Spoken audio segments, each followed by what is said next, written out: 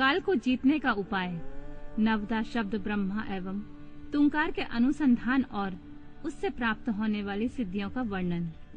देवी पार्वती ने कहा, प्रभु, काल से आकाश का भी नाश होता है। वह भयंकर काल बड़ा विकराल है। वह स्वर्ग का भी एकमात्र स्वामी है। आपने उसे दग्ध कर दिया था, परंतु अनेक प्रकार के स्त्रोतों द्वारा जब उसने आपकी स्तुति की तब आप फिर संतुष्ट हो गए और वह काल पुनः अपनी प्रकृति को प्राप्त हुआ, पूर्णतः स्वस्थ हो गया। आपने उससे बातचीत में कहा, काल, तुम सर्वत्र विचरोगे, किंतु लोग तुम्हें नहीं देख सकेंगे। आप प्रभु की कृपा दृष्टि होने पर वर मिलने से वह काल जी उठा और उसका प्रभाव बहुत बढ़ गया। अतः महेश्वर, क्या यहाँ ऐसा कोई साधन है जिससे उस काल को नष्ट किया जा सके? यदि हो तो मुझे बताइए, क्योंकि आप योगियों में शिरोमणि और स्वतंत्र प्रभु हैं। आप परोपकार के लिए ही शरीर धारण करते हैं। शिव बोले, देवी, श्रेष्ठ देवता, दैत्य, यक्ष, राक्षस, नाग और मनुष्य, किसी के द्वारा भी काल का नाश नहीं किया जा सकता, परंतु जो ध्यान पारायण योगी हैं, वे शरीरधारी होने पर भी सुख पूर्वक काल को नष्ट कर देते हैं। बरारोहे, यह पंच भौतिक शरीर सदा उन भूतों के गुणों से युक्त ही उत्पन्न होता है और उन्हीं में उसका लय होता है। मिट्टी की देह मिट्टी में ही मिल जाती है। आकाश से वायु उत्पन्न होती है, वायु से तेज तत्व प्रकट होता है, तेज से जल का प्राकट्य बताया गया है और जल से पृथ्वी का आविर्भाव होता है। पृथ्वी यदि भूत क्रमशः अपने कारणों में लीन होते हैं, पृथ्वी के 5, जल के 4, तेज के 3 और वायु के 2 गुण होते हैं। आकाश में एकमात्र शब्द ही गुण है। पृथ्वी आदि में जो गुण बताए गए हैं उनके नाम इस प्रकार हैं: शब्द, स्पर्श, रूप, रस और गंध। जब भूत अपने गुण को त्याग देता है तब नष्ट हो जाता है, और जब गुण को ग्रहण करता है तब उसका प्रादुर्भाव हुआ बताया जाता है। देवेश्वरी, इस प्रकार तुम 5 भूतों के यथार्थ स्वरूप को समझो। देवी, इस कारण काल को जीतने की इच्छा वाले योगी को चाहिए कि वह प्रतिदिन प्रयत्न पूर्वक अपने अपने काल में उसके अंशभूत गुणों का चिंतन करे। योगवेता पुरुष को चाहिए कि सुखद आसन पर बैठकर विशुद्ध श्राव प्राणायाम द्वारा योगा अभ्यास करे।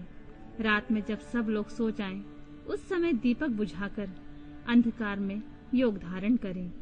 तर्जनी अंगुली से दोनों कानों को बंद करके 2 घड़ी तक दबाए रखें। उस अवस्था में अग्नि प्रेरित शब्द सुनाई देता है।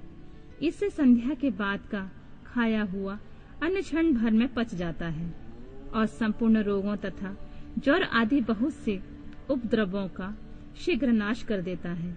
जो साधक प्रतिदिन इसी प्रकार 2 घड़ी तक शब्द ब्रह्मा का साक्षात्कार करता है, वह मृत्यु तथा काम को जीतकर इस जगत में स्वच्छंद विचरता है और सर्वज्ञ एवं समदर्शी होकर संपूर्ण सिद्धियों को प्राप्त कर लेता है।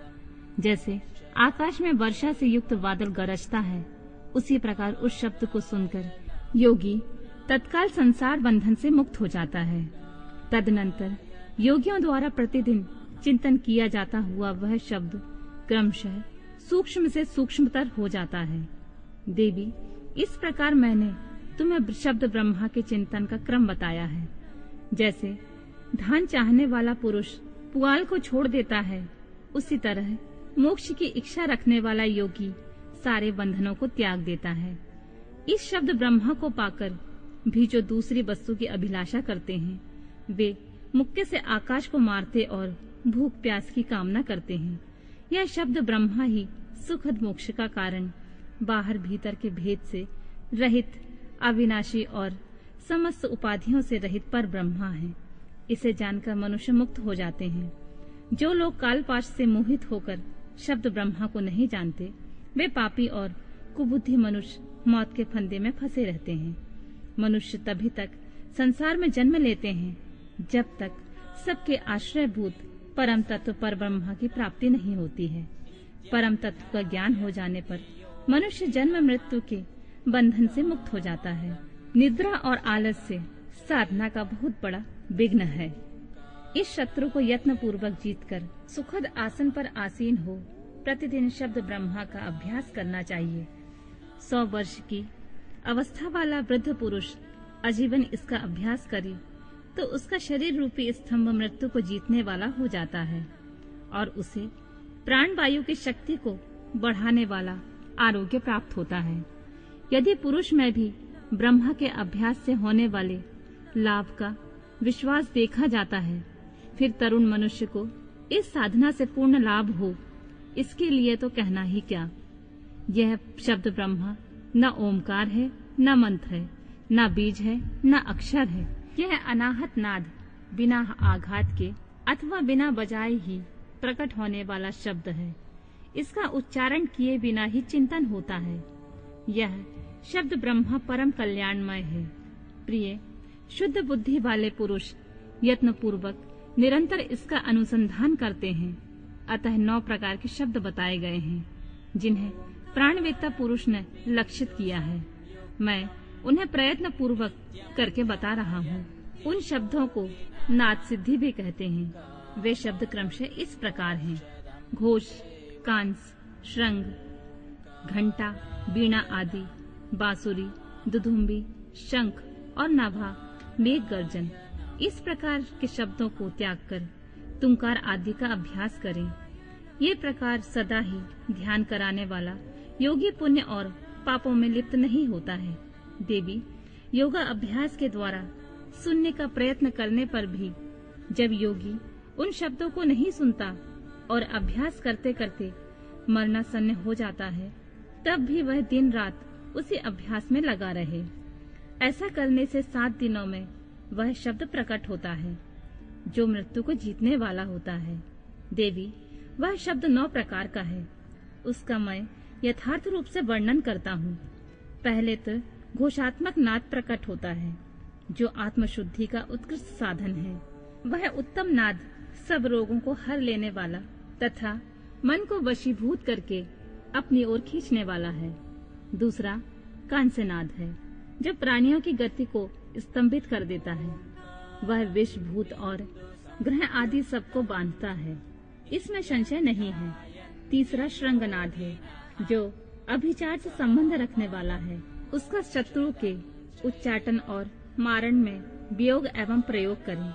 चौथा घंटानाद है जिसका साक्षात परमेश्वर शिव उच्चारण करते हैं। वह नाद संपूर्ण देवताओं को आकृष्ट कर लेता है। फिर भूतल के मनुष्यों की तो बात ही क्या है। यक्षों और गंधर्वों की कन्याएं उस नाद से आकृष्ट हो योगी को उसकी इच्छा के अनुसार महासिद्धि प्रदान करती हैं तथा उसकी अन्य कामनाएं भी पूर्ण हो जाती हैं। 5वां नाद वीणा है जिसे योगी पुरुष सदा सुनते हैं। देवी, उस वीणा के नाद से दूरदर्शन की शक्ति प्राप्त होती है। वंशीनाद का ध्यान करने वाले योगी को संपूर्ण तत्व प्राप्त हो जाता है। दुदुम्बी का चिंतन करने वाला साधक जरा और मृत्यु के कष्ट से छूट जाता है। देवेश्वरी, शंखनाद का अनुसंधान होने पर इच्छा अनुसार रूप धारण करने की शक्ति प्राप्त होती है। मेघनाद के चिंतन से योगी को कभी भी विपत्ति का सामना नहीं करना पड़ता। वरानने, जो प्रतिदिन एकाग्रचित्त से ब्रह्मा रूपी तुंकार का ध्यान करता है, उसके लिए कुछ भी असाध्य नहीं होता है। उसे मनोवांछित सिद्धियां प्राप्त हो जाती हैं। वह सर्वज्ञ, सर्वदर्शी और इच्छा अनुसार रूपधारी होकर सर्वत्र विचरण करता है। कभी विकारों के वशीभूत नहीं होता है। वह साक्षात शिव ही है, इसमें संशय नहीं है। परमेश्वरी, इस प्रकार मैंने तुम्हारे समक्ष शब्द ब्रह्मा के नवधा स्वरूप का पूर्णतः वर्णन किया है। अब और क्या सुनना चाहती हो?